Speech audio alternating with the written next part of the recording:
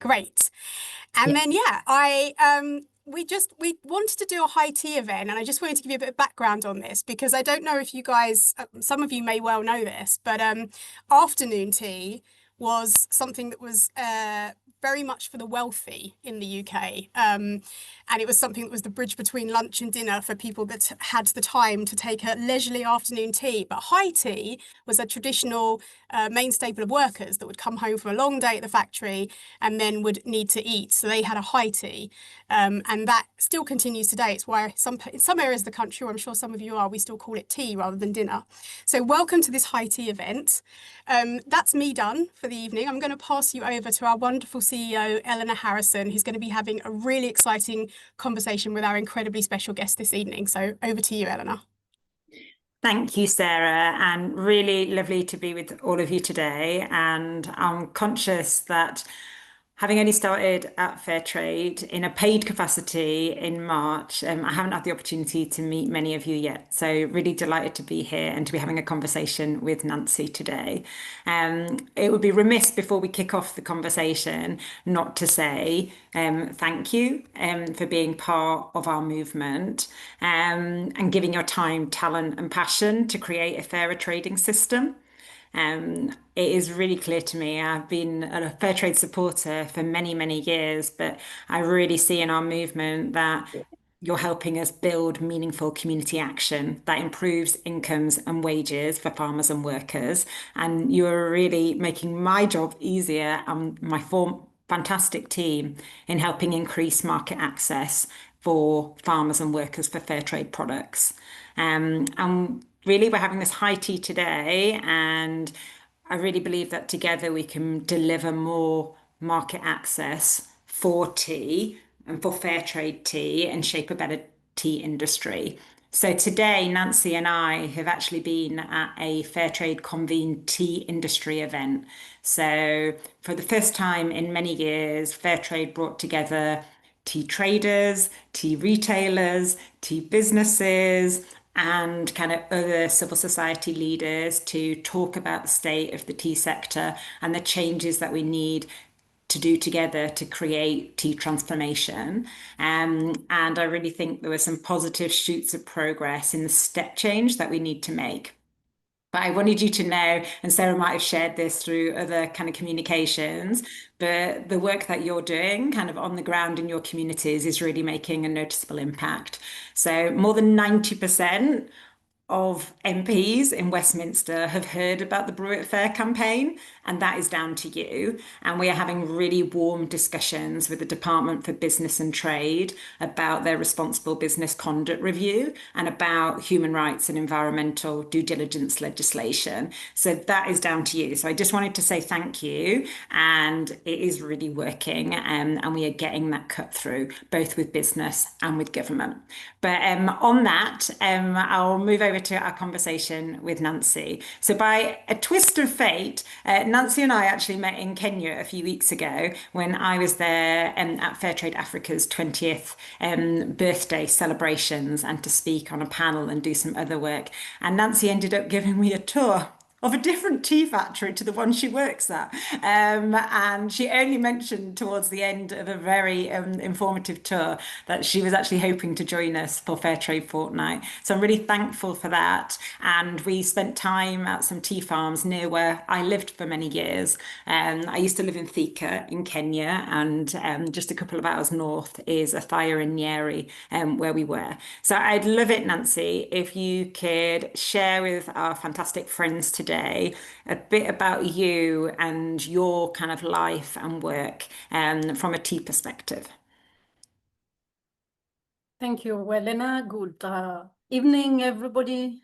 Nancy, it's a pleasure and an honor to be here with you, sharing a cup of quality Kenyan tea, I believe. I'm a tea girl. I'm a small-scale tea producer, born and brought up in Kenya, in the highlands of Kenya, the Aberdares. And I was born to tea farmers. My parents were tea farmers on small-scale tea holders. Small-scale means about an acre, half an acre of land. And I grew up. That was my life from day one. And I was taken through education from the tea proceeds My parents were not working anywhere else, so they were working on the farm. So I was taken up through the education system in Kenya. And after my education, coincidentally or by fate, I joined the tea industry. So I'm currently working as a factory unit manager in one of the small-scale producer organizations in Kenya called Gatunguru Tea Factory Company Limited, where I head the business of about 10,000 small-scale tea farmers and their dependents, an average family size of about 6 in Kenya and 2 Prakas, so about 100,000 people whose livelihoods is directly related to the farming of tea in Kenya. That is basically all about me, and I'm happy to be here in UK where we have major supporters. The Gatunguru Tea Factory is Fairtrade certified by choice, and we are happy to be working with Fairtrade Foundation in the Fairtrade Fortnight Week to campaign for the Fairtrade label and to sensitize our customers and our brand owners in UK on the story behind the cup of tea you enjoy in UK. Thank you very much. Thank you, Nancy. And I think it'd be really lovely for people to hear what are some of the kind of both the wonderful things about kind of the picking and growing of tea, but also the challenges that you face at the moment. The challenges we face in Kenya in the tea industry, some of them are universal, mainly the climate change issues. It may not be as adverse here in the United Kingdom like it is in our country. We are experiencing prolonged drought. When the rains come, they come heavy. I jetted in British Airways last on Saturday, and just before I left, we had hailstorms which destroyed quite an amount of Kenyan teas on the tea farms, and we expect with that destruction, the teas will take about 4 weeks to grow again, for the tea leaves to be plucked from the farms again. That means 4 weeks of loss of income to the farmer, 4 weeks loss of work for the farm workers, 4 weeks loss of work for the production site workers, and is devastating. Apart from that is low prices of tea. The cost of production has continually increased from 1980 throughout along the supply chain, and especially at the farm level. However, the price of tea, which the supply chain pays the farmer, has more or less constantly remained the same. So we'll find situations where the cost of production of tea at some time of the years, it is higher than the price the farmer is getting. We are happy to have Fairtrade certification with us, which assures us of a minimum reserve price. However, the volume of teas which are going through the Fairtrade system is a small volume, about 10% for UK. So the rest of the bulk of the tea is mainly going through the conventional markets. So we are here to sensitize the consumers, the brand owners, the company owners, that the more fairer they make the business, the better for the farmer who is producing the tea. So the major challenges are mainly those two, the climate change challenges and the low prices of tea. There's a lot of hard work which goes behind the cup of tea you enjoy in London. And from where I sit, the farmer requires a better pay to ensure that the cup of tea is able to sustainably produce at the farm level. Thank you. Thank you, Nancy. And I think most of the people on the call are kind of familiar with and have been involved in Fairtrade and not only buying Fairtrade products, but getting other people to buy Fairtrade products. So it's really valuable to hear from you. I just wonder if you could say from your side, like what have been some of the benefits of the Fairtrade premium? What have you invested in with your colleagues, and like what has made a step change for you? Thank you very much. Gatunguru Tea Factory is Fairtrade certified, and from a producer point of view, the first most important aspect of Fairtrade certification is the farmer is assured of a minimum price, and the minimum price assures the farmer any produce which a consumer or a brand owner or a company buys from Gatunguru, the farmer meets the cost of production. Secondary, the landowners, the companies pay a premium above the minimum price, and the farmers have a choice on the projects which to invest that premium in. And the choice of the project is basically arrived at after due diligence. They identify their needs. The farmers have committees which identify their needs at the local level. And once they identify their needs, we put that money into the needs which have been identified. Some of the needs which the farmers have put the premium use into is environmental conservation, like diversification into avocado farming, fruit farming. And you'd wonder why fruit farming. The trees are part of our system to assist us into the climate mitigation measures. The fruits provide food for the family, so we ensure food security at the household level. The trees also create employment for the youth when they are harvesting the fruits. And the extra trees, one tree of avocado will give you about 1,000 fruits. The family cannot consume all the 1,000 fruits, so the family also sells the surplus to the market and they get an alternative income. The avocado trees in Kenya are coincidentally mature, harvested when the tea crop is very low. So the farmer is assured of kind of a consistent income throughout the year. When the tea harvest is low, the avocado fruits are being harvested. So we have kind of a consistent income for the family. The other projects which we have invested in is the families which may be affected by landslides. We support them back. We have households which have been wiped by landslides. So when the rains are heavy, we support them to put them back to near normal life by putting up housing facilities for them. And we also support them in the education of their children so that the children don't drop out of school. Then the other premium projects we have invested in is on the workers, empowerment of the workers, where they can be able to get revolving funds to support themselves, diversify apart from the income they are getting from the operations at the factory level. They can be able to diversify into other income generating activities. This is all aimed at improving the living wage, living income. It is important to note that the tea farmers in Kenya, very few of them are meeting the living income level. And because of that, we have used the premium to try and improve that with other diversification projects apart from tea farming.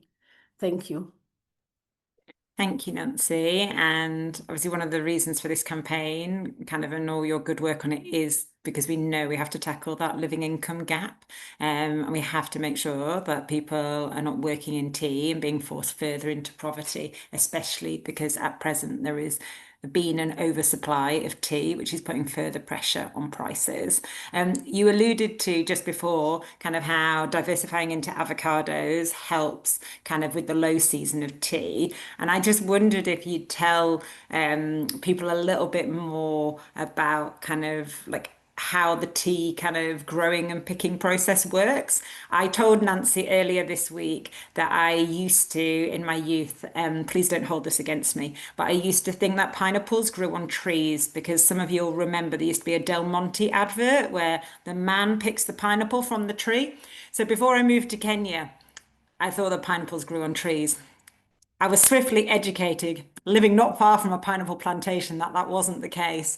I blame the advert. But kind of, we don't grow tea in the UK, and therefore many of us are not familiar. And so hopefully this audience is much more educated and informed than me, and nobody thought that pineapples grew on trees. But it would be nice to know a bit more about that tea process and the time it takes and how often you can harvest tea. Thank you very much, Eleanor. It's interesting that you thought pineapples grow on tree, as many young people in UK may think tea grows in UK, because most of the brands you'll find they're UK based. The bulk of the tea, especially in UK, is from Kenya, and the tea plantation from the seedling to the first harvest takes about 3 years from the time you plant the seedling on the farm. And before that, you prepare the seedling for about a year at the nursery. Then you plant the seedling in the farm. It takes about 3 years before you do your first harvest. The teas form 100% soil cover and on the soils. And up to now, I really don't understand why we don't have tea qualifying for carbon credits, because it forms up 100% soil cover, no tillage on the tea farms, because any growth is suppressed by the cover of the tea. Then the tea grows continuously. You have to maintain it at a height of not more than 1 meter high so that you can be able to do hard plucking. And it's not just hard plucking of everything, it's selectively hard plucking. It's a nut, it's a craft, which people are trained, passed over from one generation to the other. You select 2 leaves in the bud, the top 2 leaves in the bud from the tea bush. That is what in Kenya we pluck. And that is why we are proud of the best quality tea in the world when it comes to black tea. And we are diversifying to orthodox teas because of market demands. So the farmers selectively had plucked 2 leaves in a bud, and you can imagine 2 leaves in a bud for you to make a kilo, how long it will take. The best plucker maybe will do about 20 to 30 kilos in a day. And after the collection, the farmers have organized themselves into a cooperative where they take the tea leaves to a collection center, which is collected by a truck, which is very well isolated. The 2 tender leaves in a bud are very delicate, so you must take extra care about how they are transported from the farm to the processing plant so that they retain their freshness. So the trucks are also specifically designed just for correction of the tea so that they are well isolated, and the tender 2 leaves in the bud alive at the processing plant, which we call the factory, when they are still fresh. Then within 6 to 8 hours, the production process starts. Production process is turning the 2 leaves, green leaves in a bud, into black tea, whatever now you get in the pack or you enjoy in your cup.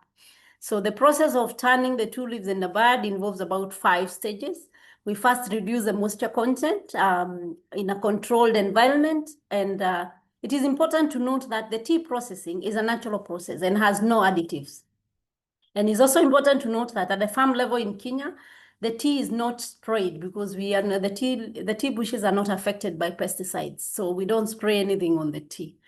At the factory, we reduce the moisture content. We use atmospheric air. Then after reducing the moisture content, we cut the teas to size. If you're making the black tea, CTC, there are several types of tea, you cut. If you're making orthodox, you roll the tea. Those are different ways of making the tea. Their heavy machinery is capital intensive.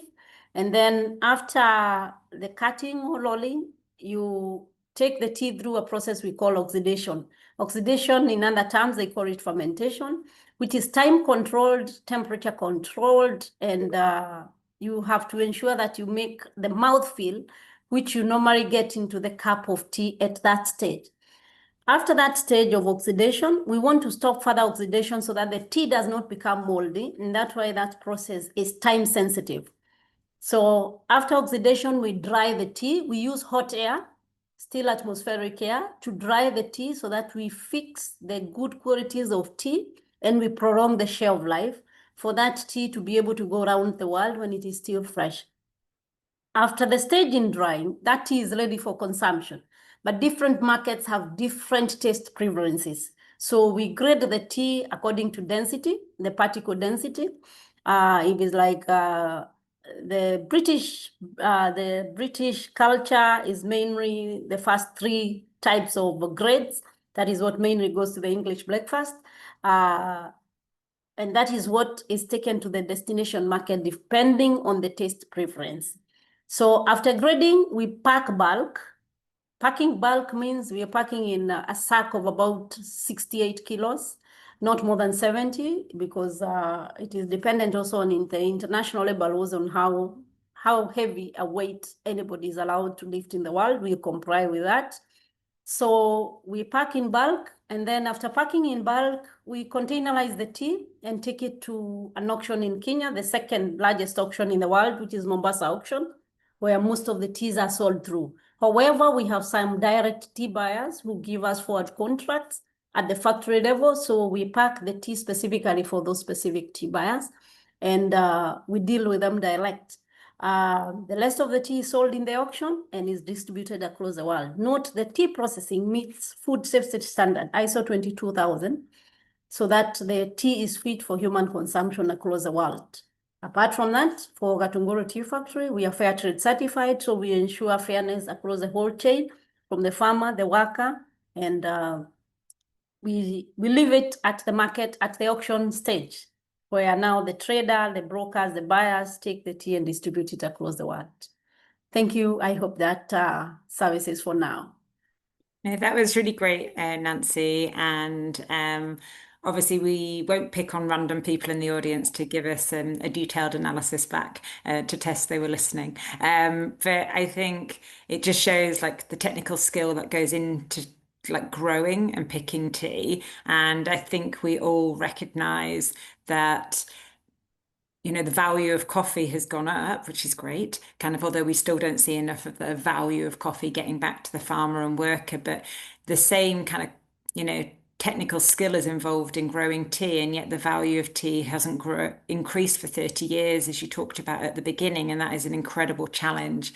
And I know that I have mentioned to Nancy, and I've certainly mentioned to Sarah and others, I personally worry that the tea bag has devalued the value of tea and our out-of-home experience of drinking tea. Can I ask Nancy, you're a manager at Githaiga Tea Factory, and so I was just wondering about your leadership journey, and just what you enjoy and don't enjoy about being a leader. Thank you very much, Eleanor. I think it's important at this time to inform the audience that the bulk of the work at the tea farm in Kenya of plucking tea, the majority of the persons who do that work is women at the tea farm. And the tea industry in Kenya has come from far. When I joined the industry quite a number of years back, it was a male-dominated industry. That is at the production level. It was a male-dominated industry. But I'm happy that I can look back now and see quite a number of young girls have joined in the industry, and they are doing well. So the bulk of the farm workers are women. For Gatunguru, we have been very fortunate to be in Fairtrade certification. So part of the premiums in Fairtrade certification, we have used them for training the need of having women on board in decision making in the organization. And we have had quite a number of women coming forward for elective positions. Previously, we had all the leadership made up dominated by men. In my position as it now, I also sit in the board as a technical advisor. So things are gradually changing. It has been a challenging journey, but also a journey in which you get a lot of support, because as far as the policies are in place, they provide a conducive environment. The women will not just get their positions on the board level just because they are policies. They have to prove themselves, which is what we are doing to ensure that the hard work we're doing on the farm, we can also sit on the board and make decisions pertaining this industry. So I can say it's not been easy. But for Fairtrade certified factories, there's a lot of training on gender issues. So gradually people have conceptualized it, people have accepted it, because it is a cultural change. Remember, Kenya is in Africa, so it has been a gradual cultural change. And we are happy that part of the premium has been used on those kind of trainings on gender issues and gender balance. And we are seeing the fruits of that in the leadership positions, from the collection points, and including the husbands giving their wives numbers. For you to be a farmer, you have to have a specific identity. So that identity, you can only have it if you have tea bushes registered under your name. Previously, we would not have land registered under the wife's name, but currently we have grower registration numbers, or the identity that the factory uses to identify you as a farmer, registered under the wife's name. So what does that mean? That these women have a right to vote. And once they get a right to vote, they have the right to make decisions on these levels. So it means there's now a more inclusive environment, which is conducive for working, thanks to the premiums that we are receiving from Fairtrade certification. And this is rolling over to almost the entire industry now, because you have you have this happening at Gatunguru, and most of us learn by seeing and copying what the others are doing. So the impact is massive. So I would say the involvement of the women is increasing, and we'll definitely get there. That's great to hear, Nancy, and really good to see kind of that impact, not only kind of at Githaiga, but it's kind of the ripple effects to colleagues and neighbours. Can I push you a little, because you're such a diplomat? I just wondered about what you enjoy about being a leader, and maybe what you don't enjoy. None of your staff are here, so it's fine to tell everybody. What I enjoy about being a leader is the impact on the livelihoods. When you think behind you, apart from the salary you're getting from the work you're doing, what impact are you impacting on the community, on a society? When I talk about 100,000 people, what makes me wake up in the morning is to think that there's a child who will not go to school because the tea prices are not good. There's somebody who will not go to hospital because they do not have a living income. There's a worker who will not make their ends meet because they don't have a living wage. So what I enjoy most is coming up with amicable solutions for the community whose livelihoods are entrusted in my hands. And I think it's awesome. It makes you wake up and think of how to do things differently each and every day to get solutions for the community, and also to engage with the community and get community-driven solutions. That is what I love doing most. What I don't like, what I don't love, or what about the entire system is at some times you reach an end, you are not the consumer of this product. You're making a product which you know is worth this much, and the market is closed. What I mean by the market is closed, I can only get this much from the market. At least when I go the Fairtrade way, at the back of my mind, I know at least I'll get this minimum price. I would wish we grow the volumes.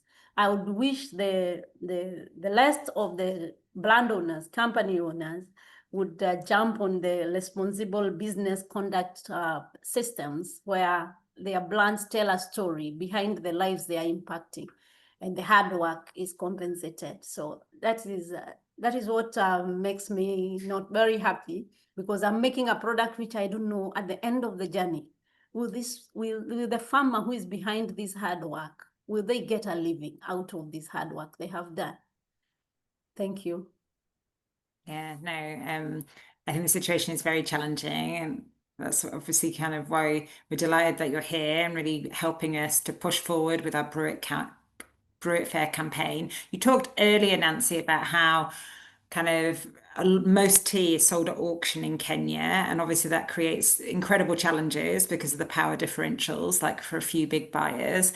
But I also know that you've been involved with our influencing efforts with Fairtrade Africa to kind of amend legislation that came in to limit direct sales. Because I think it's helpful for our audience to know, we're getting them all involved in helping us to influence the UK government as well as local councils, but we are also active in kind of involved in influencing governments overseas. And I didn't know if you could share a little bit kind of with the audience for like why direct sales matter and that influencing work. Thank you very much.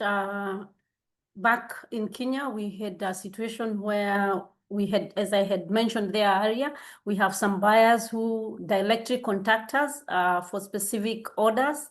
So by the time we are manufacturing, we know we are manufacturing for a specific buyer and the price is this. So that gives us an edge in that we are not worried about below the cost of production. We are certain and we are assured we make the quality tea the buyer wants, they are ready to pay the price. At one point, that system was seen like it is not the best, and it was suspended. But we involved all the stakeholders within the Kenyan government to facilitate us get back there, because some of those buyers are very specific to the gardens they want and when they want those gardens. So the Tea Board of Kenya, we have a regulatory body which regulates tea growing in Kenya, which is the Tea Board of Kenya. And through the Tea Board of Kenya and the other partners and the stakeholders, we also have an association which we call the Kenya Tea Network, which is made up of all the Fairtrade certified producer organizations who are dealing with tea, specifically for advocacy and the issues which are touching on the fair trade producers and the fair trade buyers and the supply chain fair trade. So we lobbied, and the group went up to the head of state, and at least they listened, and it was appealed. Right now, you can be able to do your direct sales. You can be able to do your direct orders directly from any organization from Kenya. So that advocacy is very important, because some of the policies, the registrations, if the producers, the companies, the buyers, the landowners are not involved, may not work for them, for us necessarily. So that advocacy is very important on all levels, at the consumer end, the buyer end, the company end, and the producer end. Thank you. Thank you, Nancy. And that reminds me, because when we're doing advocacy and influencing, networks really matter. So it'd be remiss of me not to call out the audience. Obviously, we've just had a change in some of the people that we've been talking to in politics. So the Trade Minister, Douglas Alexander, who's a huge Fairtrade fan, has moved to the Scottish brief. And Peter Kyle has just come into that position. So if anybody have any contacts or connections, we're very active in having our discussions, but the warmer we make those relationships, the more that we can push for the human rights and environmental due diligence legislation to really raise the bar on responsible business conduct in the UK. I've got one final question, Nancy, and then we're going to open it up to the floor. So I know somebody put a question in the chat. I'm not ignoring you. I was just told to hand over at 6:40. My question was just, you mentioned earlier about the fact that the tea farmers have formed into a cooperative around Gatunguru, and the cooperative movement has been like really fundamental to kind of the success of fair trade, and it is the International Year of the Cooperative. So I just wanted to ask you a little bit about your reasons for forming that cooperative and the benefits that it has brought you. Thank you very much. Remember we said Gatunguru Tea Factory is made up of small-scale tea holders. Small scale means your land size is so small. Is half an acre, is 1 acre. So one of the major importance of forming the cooperative is aggregation. We bring the produce from the small-scale farmers together to make enough volume for a production site. And that gives them a way to take their produce to the market. Without aggregation, these small-scale farmers cannot put up a production site. It also gives them the power to negotiate, because they are a group. When you talk of 10,000 farmers, the local government, the national government would listen to them and will set up systems in their favor. It also gives them the power for advocacy on any issues which are touching on the tea growing or the tea exports in the local market. And it also gives them the strength to get into a market. If you are a packer, you are a company in UK, there's a volume of tea you need to collect that volume from one small-scale tea holder to another. It will be very expensive. But when the farmers have come together, they have aggregated. It's very easy for the landowners and the companies in UK to directly satisfy their order, even from one organization. So even if it's contract farming, that the group of farmers now as a cooperative can be able to satisfy a blend. And it's also easier for us to train those farmers on whether it's agronomical practices, whether it's on the market demand, on the market requirement, on the new standards, or any conditions which are set across the globe. When they are together, it is easier for us to disseminate any information. And they have also a governance system, because the farmers elect one of their own to represent them.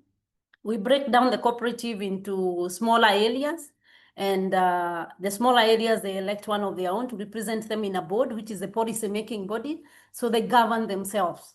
And it's easy for the up-down movement of information and down-up two ways, so it makes it easier for the farmer. Thank you. Thank you for that. And I just think, everything you've just said just really reinforces like the power that cooperatives can give to smallholders and trying to rebalance that power imbalance.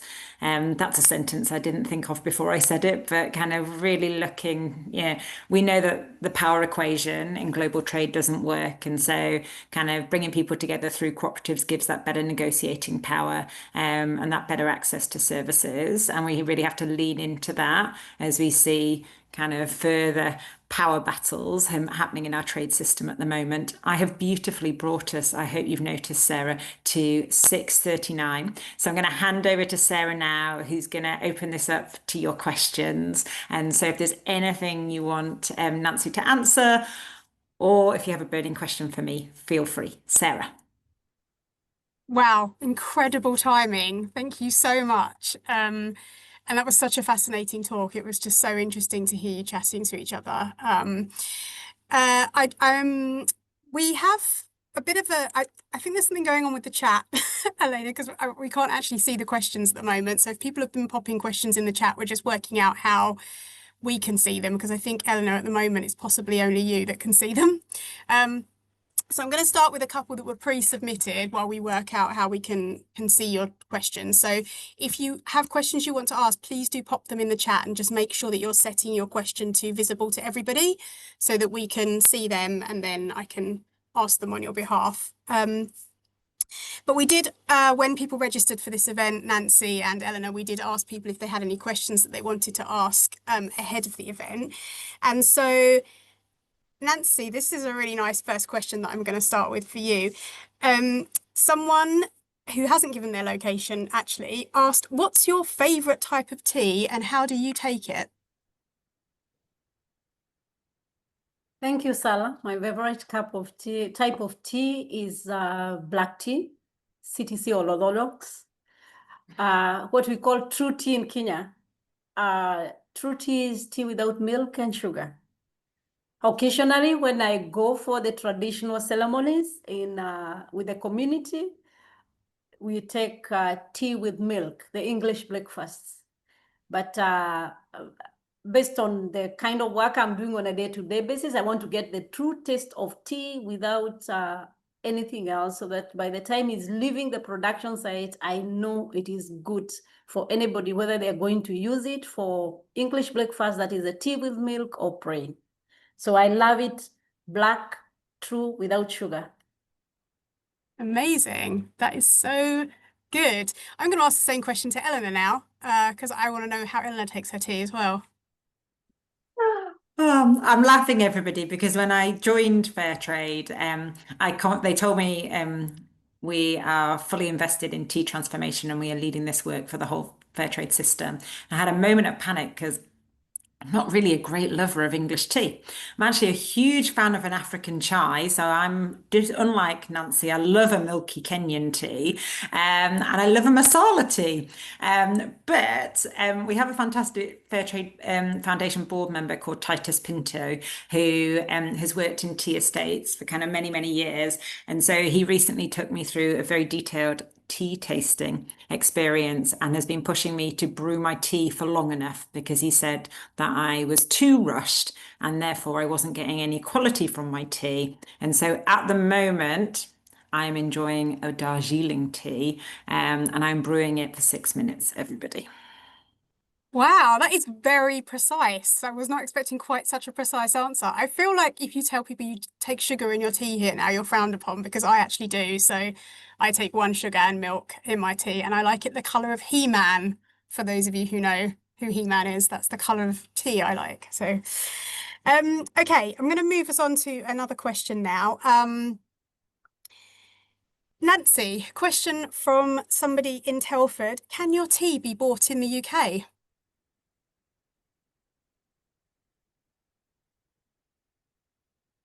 You're asking whether Gatumburu yeah. can be bought in the Can UK? people here buy your tea in the UK? And if so, where can they buy it?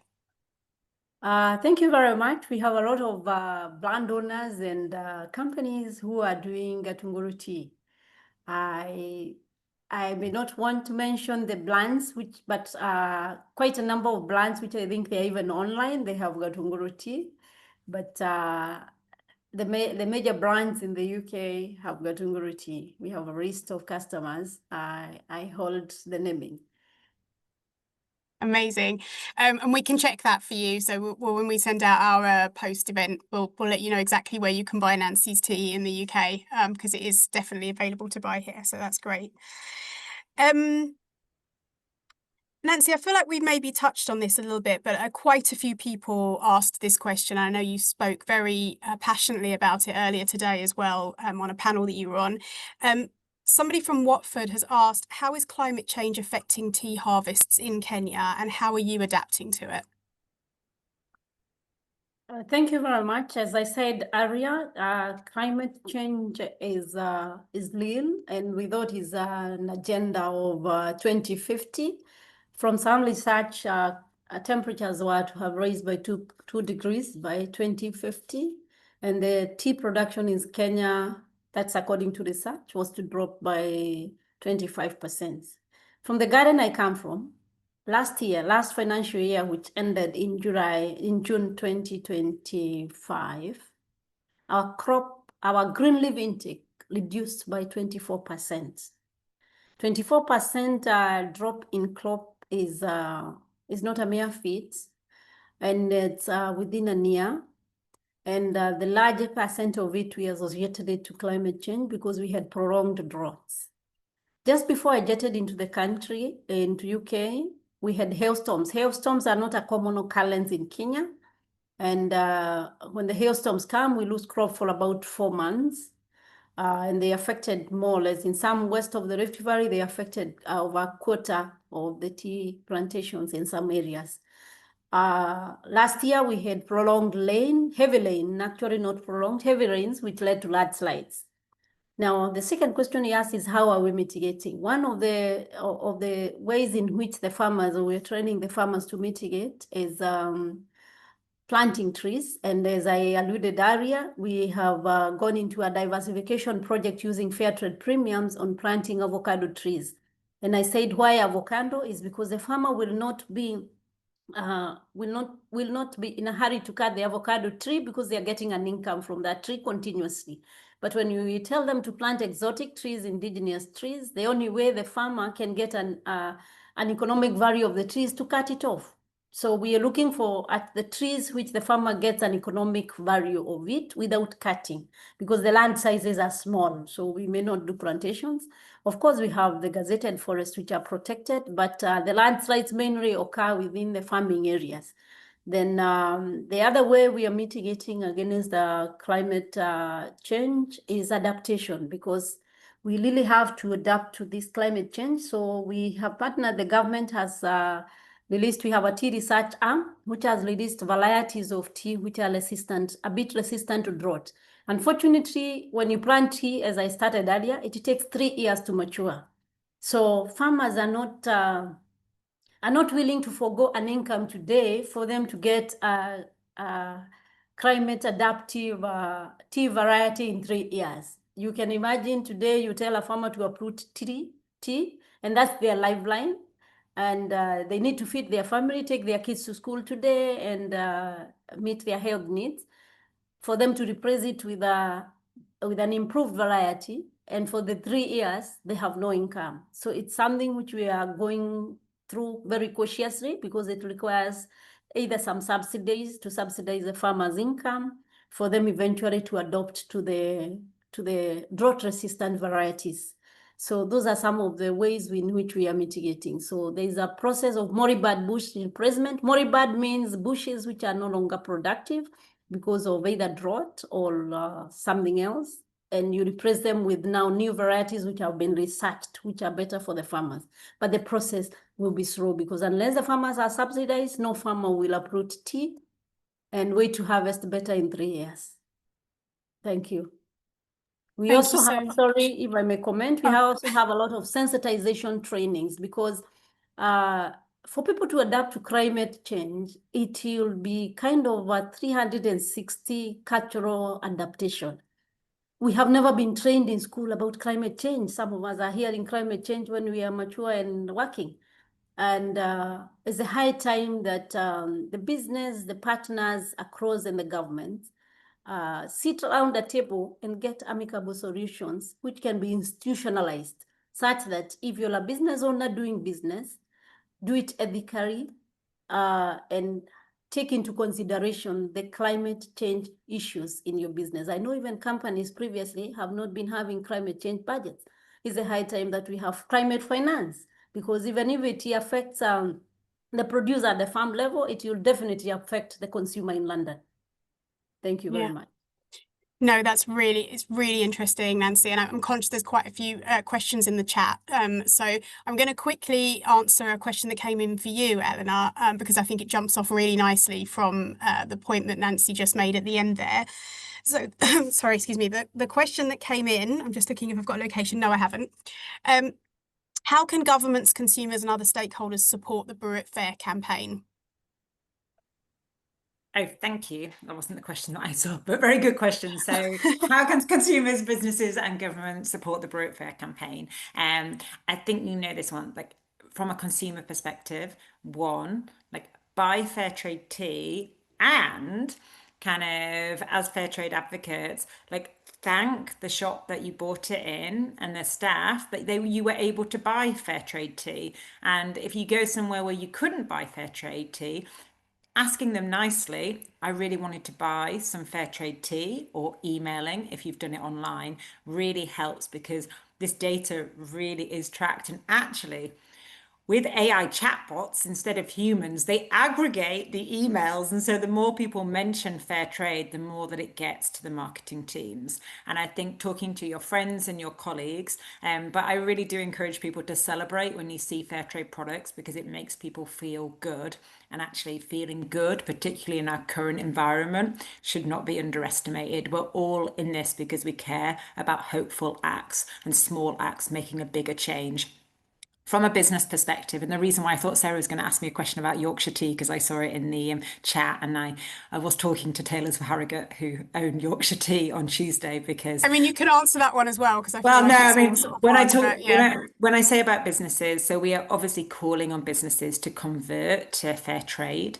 And in the tea industry, it is different to say the banana industry. The banana industry isn't really a brand industry. You go into a shop and buy a banana. And because of the work of the movement, more than 1 in 4 bananas today in the UK is fair trade.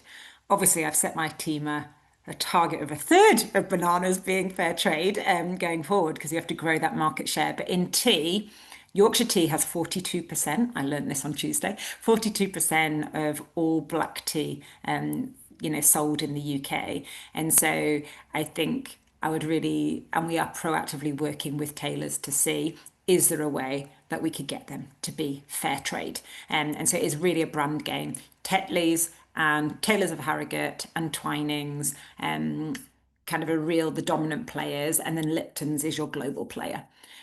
So working very hard with them. The other way, because everything isn't about fair trade, what we ultimately want is a fairer trade system, whether people are fair trade or otherwise. So we are working directly with responsible businesses to call for this human rights and environmental due diligence legislation. So many of you know we have worked with Marks and Spencer's, the Co-op, kind of Sainsbury's have come back obviously into the fold. We are working with them, and they are being advocates. It was a pleasure today to be at the tea industry event with Nancy and have both Clipper Tea and Sainsbury's actually advocating for fair trade and telling Tesco's, you need to be fair trade. I didn't have to do that job. It was like a joy for them seeing the change that they could talk about. And then from a government perspective, we're obviously calling on the government through the petition. I know many of you will have circulated that and asked your friends and family to sign it. But the reason that we are pushing kind of with government through that, we're using tea as the hook. But I'm sure you all realise we're talking about all products, kind of, and all fair trade products. But we do not want to see a delinking of human rights and environmental rights, because we care passionately about the environment, but we must protect people at the heart of that. And so we are working with the Department of Trade and Business and this Responsible Business Review to see if we can get that legislation on the books. So that was a very long answer, but obviously it is buy fair trade, ask local businesses and, national and international businesses to do fair trade, and it protects their supply chains. And then we were asking the government to enshrine responsible business law, because we think that raises the bar and that makes everybody's job easier. As Nancy so well articulated, nobody should be buying tea at under the fair trade minimum price. I mean, the minimum price is a safety net. It's saying don't pay under production costs. And so when you're hitting that bar and people are going underneath it, that's not okay. And Yorkshire tea, yes, we need it to be fair trade. Great answer. And I think just the fact that it's a long answer shows that there are lots of different roles to be played in getting us to a fairer trade system. So it's not one person's job, but there are lots of different interventions that need to happen. And fair trade is working with lots of different people to try and make that system fairer for everybody. Nancy, there's a question in the chat about premium projects. So obviously you've talked a little bit about premium supporting like climate adaptation on your farm. But one of the questions that's been asked, which I think is great, is there something that you're now able to do through the use of the Fairtrade Premium that you wouldn't have been able to do earlier in your career? So have you seen like new types of projects that can be invested in that maybe you wouldn't have been able to, say, 10 years ago, as you've been farming for so long? Thank you very much. I earlier on highlighted some of the premiums we have received. We have used them for training. And it's basically training, especially on advocacy and gender issues. These kind of trainings, because, you know, farmers change. As the farmers age, another lot comes in. It will lead to a cultural change which will be handed over from one generation to the other. And that's also what we want on the issues environment.